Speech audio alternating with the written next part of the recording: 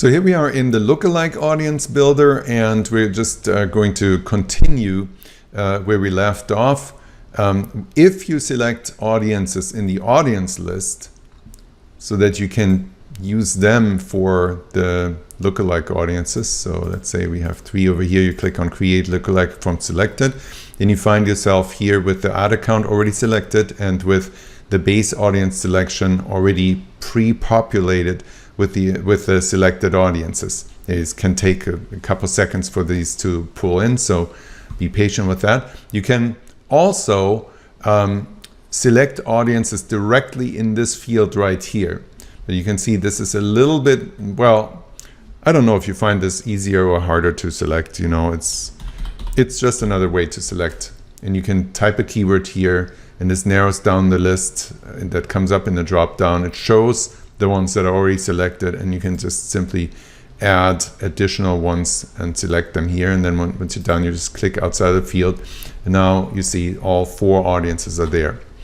Okay, so now let's move forward and talk about the other selections here. So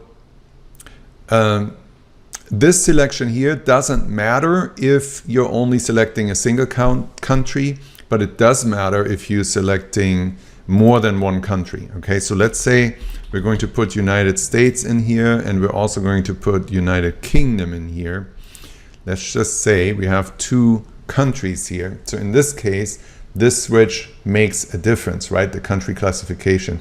If I combine audiences, then the audiences in both countries or all countries that are selected here will be put together, and it will create a combined lookalike audiences. If I select separate, it will create separate lookalike audiences, one for United States of America and one for United Kingdom. Now, what about the audiences that are up here? Well, each of these audiences, each of the custom audiences that are selected, will serve as a base audience for one lookalike audience, right? So that means this setting right here, let's say if I have combined countries, will create 4 lookalike audiences, right? One for each base audience. And it will combine the countries. So that means United States and United Kingdom will be combined in 4 audiences, one for each of these.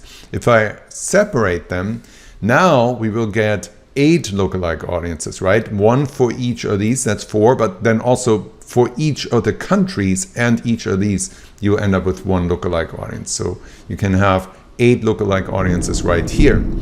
And you can also select additional multiple audience sizes, right? So these fields here, you can select many or just one or just a few of them.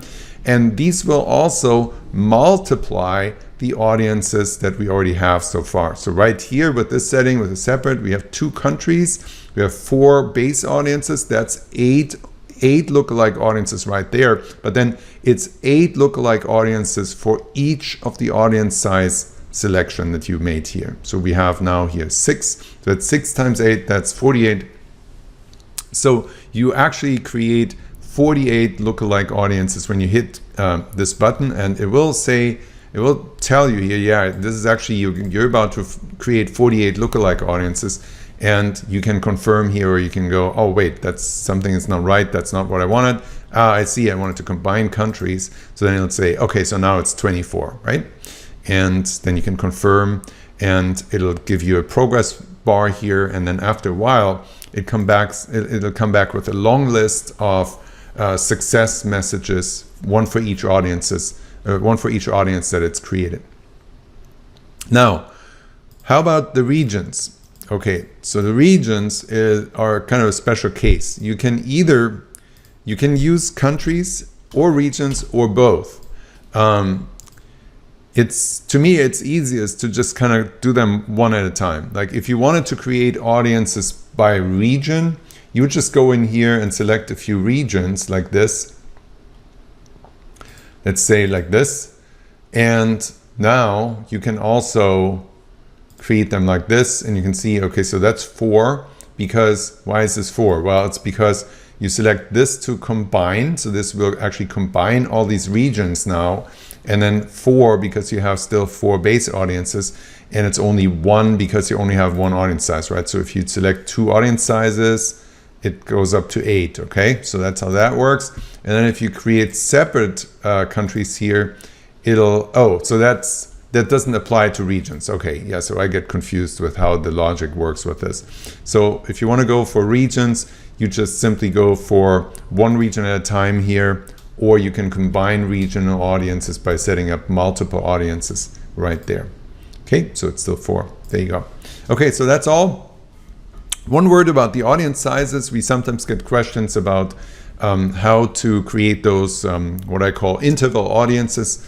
In Facebook, you can create audiences that say 1% to 2%, 2% to 3%, and so forth, right? So if you do that, my problem with that is that I'm just going to have too many audiences in my Facebook accounts, and it makes it harder to manage them. So the way I work with that is I just simply create the fixed audience sizes, and then I create the intervals by excluding one fixed size from the other fixed size once you set up ad sets, right? So in the ad sets, where you select the lookalike audiences as audiences when you start running the ad, you can create a interval audience that goes 1% to 2% by including the 2% audience, and then you exclude the 1% audience, right? That does exactly what the 1 to 2% audience does in Facebook, which is it takes the 2% audience, which is a larger audience, and then it eliminates the most similar 1% of the audiences.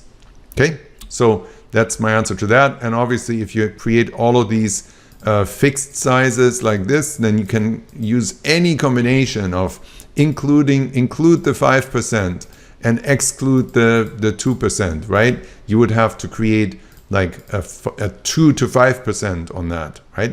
But simply, if you have all the fixed sizes, you can create all combinations, any combinations you want, and you don't just completely overdose on lookalike audiences in your account.